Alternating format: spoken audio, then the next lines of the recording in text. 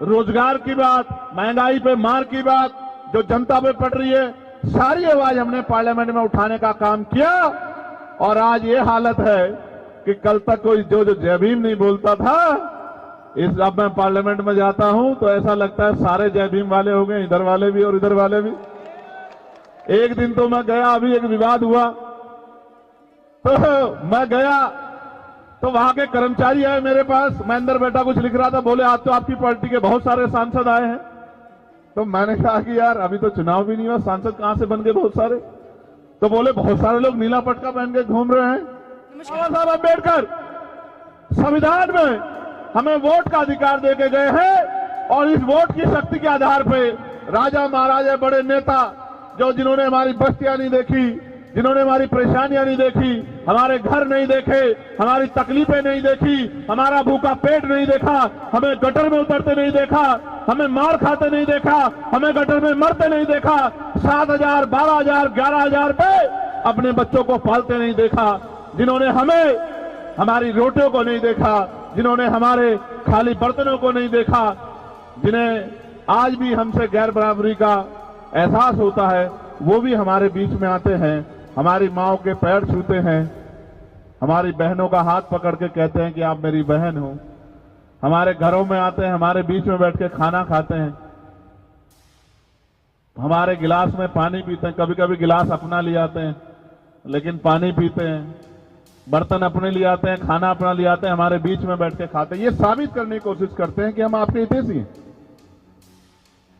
लेकिन जब आप पे जुल्म होता है, जब आपके अधिकार छीनते हैं, जब आप कहते हो कि ठेका नहीं होना चाहिए, संविदा नहीं होनी चाहिए, पक्की नौकरी होनी चाहिए जो संविधान कहता है, समान काम समान वेतन होना चाहिए, तो तब वो सब लोग घर भाग जाते हैं। मैं घटना और बताता हूं।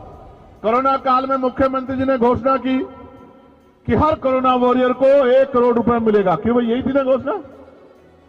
एक हमारा सफाई कर्मचारी भाई जिसका जीवन खत्म हो गया, उसके परिवार के पास हम गए, हमने कहा भाई मोर्चा निकलेगा। अब मोर्चे से बड़ी डरती है सरकार, मोर्चा निकलेगा। घोषणा हुई तो सरकार के लोगों ने बुला लिया, हमने उसको वादा किया कि एक नौकरी दिलाएंगे और 1 करोड़ रुपए दिलाएंगे जो आपका अधिकार बैठता है। सरकार ने उनको नौकरी दे दी चुपचाप और 10 लाख रुपए दे दिए और उससे कहा कि चुप हो जाओ, घर में जाके बैठ जाओ। हमने इनसे कहा कि मोर्चा निकालेंगे चलो, तो बोले वो तो लड़ ही नहीं रहे। तो मैंने कहा क्यों नहीं लड़ रहे हैं? उन्होंने बताया कि ऐसा ऐसा हो गया। तो मैंने कहा बताओ कि अपना 90 लाख रुपए खो दिया उसने। बोले ये मिल गया, ये भी बहुत है, आपके जाने से ये मिल गया। यही दिल्ली में नए साल पे एक बेटी को घसीटा गया था, आपको याद होगा, 10-11 किलोमीटर बवाना में उसके परिवार के साथ जाके उसके ऊपर हुए जुल्म की लड़ाई हम लोगों ने लड़ने का काम किया। तो हमने कोशिश की आपकी आवाज बनने की।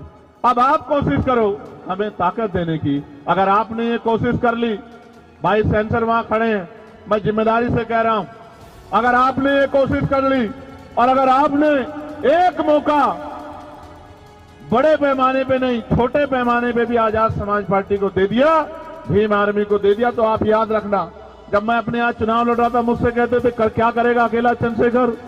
तो मैंने कहा था कि डॉक्टर अंबेडकर भी अकेले थे, मानवर काशीराम साहब भी अकेले थे और चंद्रशेखर भी अकेला। एक मौका मिलने दे तो बताऊंगा पार्लियामेंट में, अगर इस नीले पटके वाले ने अपनी अलग पहचान ना बनाई तब आप कहना। और आज आप देखो कि पार्लियामेंट जब चलती है, मैं आस्ट्रिया गया, इटली गया, मैंने एक संकल्प किया था पूरा करने का। हमारे धर्मगुरु हैं संत रामानंद जी महाराज जो शहीद हो गए थे, उनकी उस धरती पे जाके नमन करने का मैंने संकल्प लिया था। मैं वहां गया, वहां की बहनों माओं से मिला, सोच रहा था क्या जानती होंगी मुझे, तो बोलती है कि भाई हम अपने फोन में सनसेट टीवी देखती रहती हैं कि कब हमारा भाई पार्लियामेंट में हमारे लिए बोलेगा। आप ये बताओ, आप भी सुनते होंगे और बहुत सारे लोग तो ये कहते हैं कि हमने पार्लियामेंट टीवी को इसीलिए यूट्यूब पे सब्सक्राइब किया कि हमारा भाई वहां बोलता है हम उसको सुनते हैं।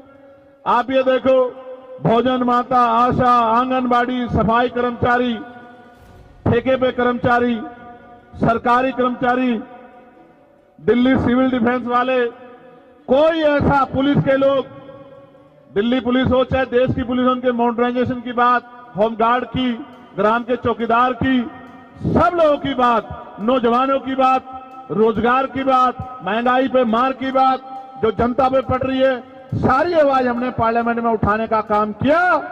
और आज ये हालत है कि कल तक कोई जो जय भीम नहीं बोलता था, अब मैं पार्लियामेंट में जाता हूं तो ऐसा लगता है सारे जय भीम वाले हो गए, इधर वाले भी और इधर वाले भी। एक दिन तो मैं गया, अभी एक विवाद हुआ तो मैं गया तो वहां के कर्मचारी आए मेरे पास, मैं अंदर बैठा कुछ लिख रहा था, बोले आज तो आपकी पार्टी के बहुत सारे सांसद आए हैं। तो मैंने कहा कि यार अभी तो चुनाव भी नहीं हुआ, सांसद कहां से बन गए बहुत सारे? तो बोले बहुत सारे लोग नीला पटका पहन के घूम रहे हैं।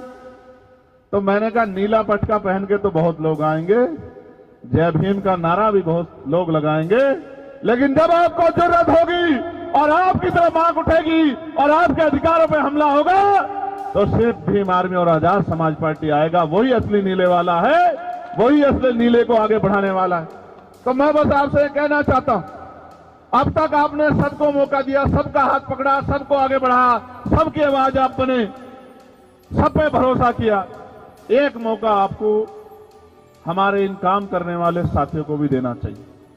और अगर आपने एक मौका इनको दे दिया, मैं आपको लिख के देता हूं कि ना फिर आपको किसी और झंडे की जरूरत पड़ेगी, ना डंडे की जरूरत पड़ेगी, ना नेता की जरूरत पड़ेगी, क्योंकि नेता मां के पेट से जन्म नहीं लेते, नेता संघर्ष से पैदा होते हैं। और भीम आर्मी ने संघर्ष करके नेता तैयार किए हैं, जिनको कल तक नकारा जाता था, आज उनको बड़े बड़े नेता फोन करके कहते हैं कि हम पे अपना आशीर्वाद बना के रखना।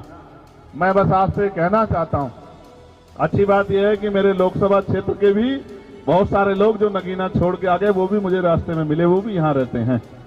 अब उन पे तो मुझे भरोसा है कि वो मेरा साथ छोड़ ही नहीं सकते। मैं यहां से नगीना के साथियों का भी धन्यवाद देता हूं और मैं आपसे ये भी कहना चाहता हूं बहुत जिम्मेदारी के साथ कि सड़कों की लड़ाई हम लड़ते रहेंगे। इसका उदाहरण यह है कि 1 तारीख को हम भीमा कोरेगांव गए, 2 तारीख को परभनी में जो हिंसा हुई उन हिंसा के परिवारों से मिले, 3 तारीख को बागपत में जो जुल्म हुआ, जिस बच्चे ने पार्लियामेंट के सामने आके सुसाइड कर लिया क्योंकि उसको न्याय नहीं मिल रहा था, वहां की भाजपा सरकार कहती है सबके साथ सबके विकास की बात करते हैं, लेकिन जब हमारे लोगों पे जुल्म होता है तो विकास भी गायब हो जाता है और सबका साथ भी खत्म हो जाता है। उनको न्याय नहीं मिलता। 3-3 साल पार्लियामेंट के सामने आके उस बच्चे ने अपने आप को आग लगा ली और 70% जल गया और अस्पताल में उसने दम तोड़ दिया। आखिरी लाइन उसकी ये थी कि मेरा भाई मुझको न्याय दिलाएगा।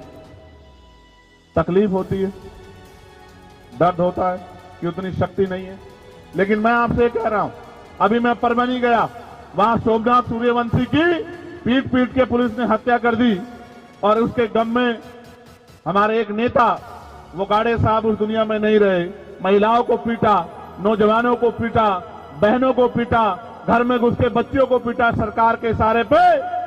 तो हमने कहा 17 से मोर्चा निकलेगा। आप शक्ति देखो किसे कहते हैं। मैंने कहा 17 से पैदल मोर्चा निकलेगा परभनी से और मुंबई मंत्रालय तक। तो कल चीफ मिनिस्टर के यहां से फोन पहुंच गया कि 6 तारीख को, मैं झूठ नहीं बोलता, आप पता करा लेना, 6 तारीख को दोनों परिवारों को मुख्यमंत्री ने बुलाया है कि मुख्यमंत्री जिनसे मिलना चाहते। इतनी शक्ति का निर्माण आज आपने पूरे भारत में कर लिया है कि आपकी एक आवाज पर सरकारों को सोचना पड़ता है।